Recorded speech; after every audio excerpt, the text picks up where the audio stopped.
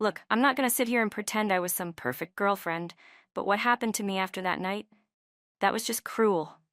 I mean, sure, maybe I could have handled things differently, but the punishment definitely didn't fit the crime.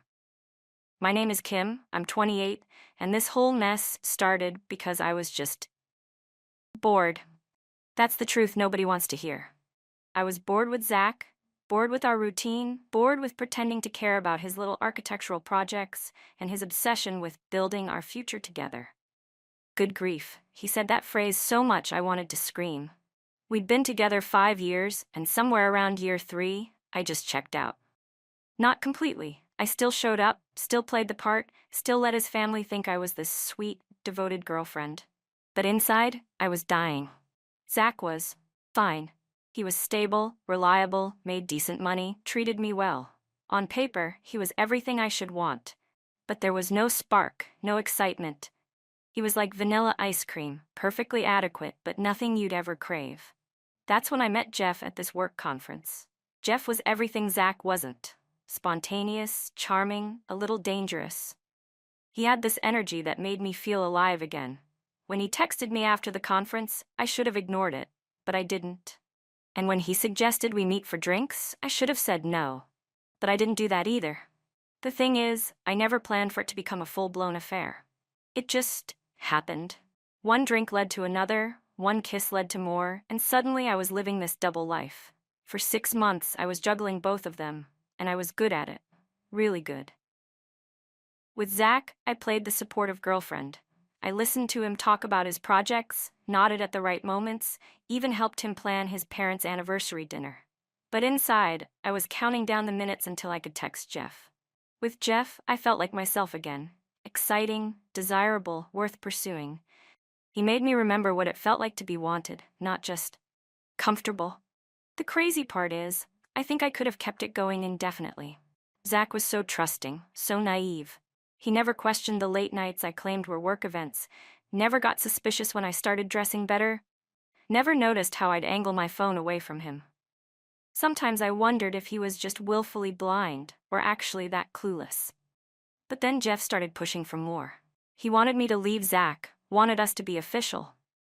And part of me was tempted, but the practical side of me knew better. Zach was stable. He had a good job, a nice apartment, a family that adored me. Jeff was exciting, but he was also unpredictable. What if it didn't work out? What if I gave up everything for him and he got bored with me too? So I kept stalling, kept making excuses. I told Jeff I needed time, that it was complicated, and I kept letting Zach believe we had a future together. I even let him talk about marriage, nodding along when he'd mention someday, and when we're ready. I figured I could keep both options open until I decided what I really wanted. The night of his parents' anniversary dinner, I was actually planning to break up with Jeff. I'd decided that maybe I should try to make things work with Zach, that maybe I was just going through a phase. But then Zach had to go and propose, in front of his entire family, without even discussing it with me first. Like I was just supposed to be grateful and say yes, because he'd finally decided he was ready. The audacity of it pissed me off. He'd made this huge decision about our future without consulting me. Just assumed I'd be thrilled. And the ring, his grandmother's ring, felt like he was trying to trap me with family guilt and tradition. Like I was supposed to be honored to wear some dead woman's jewelry. Giovanni's was packed that night, all warm lighting and that heavy Italian food smell that usually made me nauseous. Zach's parents, David and Susan, were practically glowing at their table, celebrating 30 years of marriage and Susan's 60th birthday. The whole family was there. His brother Bentley with his wife, his cousin Dean who never put his phone down, aunt and uncle making small talk about their latest cruise. I sat there in my blue dress, the one Zach always said made my eyes pop, playing the perfect girlfriend role I'd mastered over 5 years. Laughing at David's terrible jokes, listening to Susan talk about some art exhibit she wanted to visit, pretending to care about Bentley's work stories. Inside, I was thinking about Jeff's text from earlier, asking when I was going to stop playing house and be with him for real. Between us, I was getting tired of the charade, the family dinners, the forced conversations, the way they all looked at me like I was already part of their little clan. Susan kept dropping hints about grandchildren, and David would make these comments about when you two finally tie the knot. The pressure was suffocating. When Zach stood up and started his little speech, my stomach dropped. I could see where this was going from a mile away. All that talk about love and partnership and his parents' amazing example. The way everyone's phones suddenly came out, Dean actually looking up from his screen for once. And then there he was, down on one knee with that ridiculous velvet box. Jenna, will you make me the happiest man in the world? Will you marry me? The silence was deafening. Every face at that table was beaming, waiting for my tearful yes, for the fairy tale moment they'd all been expecting. But all I felt was trapped. Cornered, like he'd orchestrated this whole thing to force my hand, knowing I couldn't say no in front of his entire family without looking like a complete witch. But you know what? I was done pretending, done nodding along and playing the part. If he wanted to put me on the spot like this, fine, I'd give him honesty. Oh, Zach, God, this is so awkward. Get up, you're making a scene. The way his face changed, like I'd slapped him, but I wasn't finished. No, I can't. Look, I didn't want to do it this way, but you forced my hand. I'm seeing someone else. His name is Jeff. We've been together for 6 months. Dead silence. You could have heard a pin drop in that restaurant. Susan's hand flew to her mouth. David's jaw clenched so tight, I thought he might break a tooth. Bentley looked like he wanted to leap across the table and strangle me. And Dean. Dean was still recording everything with that stupid phone of his. But Zach? Zach just stared at me for the longest moment. Then he slowly stood up, closed that ring box with this sharp little click, and looked at me with these completely empty eyes. I see, he said, his voice flat as paper. Thank you for your honesty. He turned to his parents, and I swear his voice cracked just a little. Mom, Dad, I'm so sorry I ruined your anniversary. And then he walked away. Just like that. No yelling, no scene, no dramatic exit. He just left me sitting there with his entire family staring at me like I was something they'd scraped off their shoe. The aftermath was immediate and brutal. Susan started crying, not quiet tears, but these horrible, gut-wrenching sobs. David looked like he wanted to murder me with his bare hands. Bentley's wife actually whispered, "What is wrong with you?" loud enough for half the restaurant to hear. I tried to salvage it, tried to explain that this was better for everyone, that we weren't right for each other, that I was doing him a favor. But nobody was listening. They were all too busy comforting each other and shooting me looks of pure disgust. I grabbed my purse and got out of there as fast as I could, leaving them to their family crisis. My hands were shaking as I drove home, but not from regret, from adrenaline. I'd finally done it. I'd finally stopped living the lie. The first thing I did when I got home was call Jeff. It's done, I told him. I ended it with Zach. We can be together now. But instead of the excitement I expected, there was this long pause. Wait, what exactly did you do? I told him about the proposal, about my rejection, about how I'd mentioned him by name. Another pause, longer this time. Kim, that's not what we talked about. I thought you were going to break up with him privately, not blow up his family dinner. What's the difference? The result is the same. But apparently, the difference mattered to Jeff. A lot. Over the next few days, he grew distant, started making excuses not to see me. I thought maybe he just needed time to process, but then Dean's video went viral. I woke up 3 days later to my phone buzzing nonstop. Texts from numbers I didn't recognize, notifications from social media platforms I barely used, missed calls from reporters wanting my side of the story. Dean had posted the whole thing, my rejection, Zach's devastated face, the family's horror. And it was everywhere. The comments were vicious. Proposal wrecker. Giovanni's Jezebel. Heartless witch. They'd made memes out of my face, turned Zach into some kind of folk hero, and painted me as the villain of the century. My social media accounts were flooded with hate messages and death threats. But the real blow came when Jeff called that afternoon. Not to check on me, not to offer support, but to dump me. This is insane, Kim. My clients are seeing this video.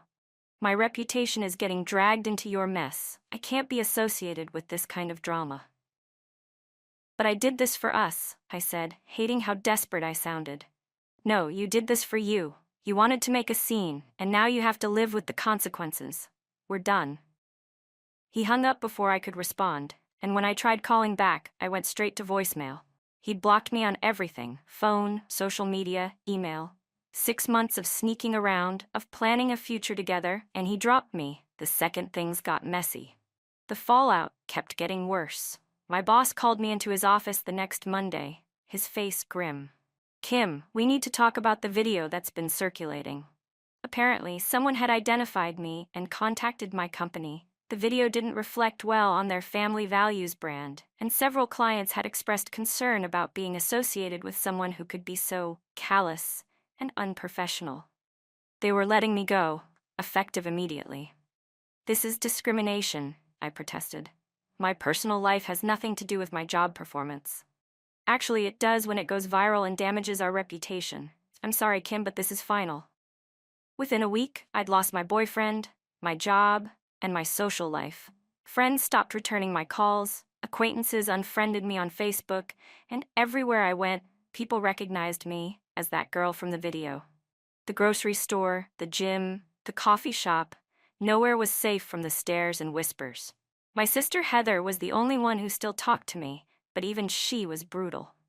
"What were you thinking, Kim? Did you really have to humiliate him like that?" "I was being honest," I snapped. "Would you rather I lied and married him?" "I would rather you handled it like an adult instead of destroying him in front of his entire family." But she didn't understand. None of them did. I wasn't the villain here. I was the one who'd been honest enough to stop a marriage that would have made both of us miserable. Zach should have been thanking me for saving him from a lifetime of settling. The months that followed were a blur of rejection letters, failed job interviews, and mounting bills. My savings were drying up, my landlord was getting impatient about late rent, and I was basically unemployable thanks to that video following me everywhere. I tried reaching out to Zach a few times, not to get back together. I wasn't delusional, but to ask him to make some kind of statement, to tell people to leave me alone. My calls went straight to voicemail. My texts showed as delivered, but never read. I was completely blocked out of his life.